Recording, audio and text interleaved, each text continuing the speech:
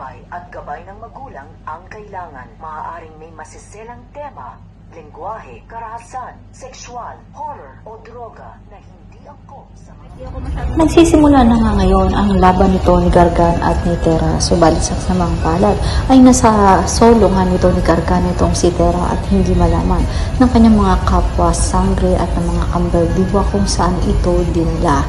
Ngayon ay mukhang mahihirapan si Tera at mukhang magaganap na ang itinakda sa kanya ang nakita sa mata ni Tena kung saan siya ay tuluyang mamamaalam at mapapastangan ito ni Gargan.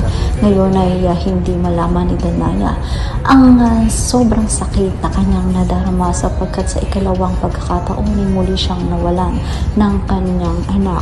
Subalit ano nga ba ang naghihintay na tadhana para kina Tera at Gaia?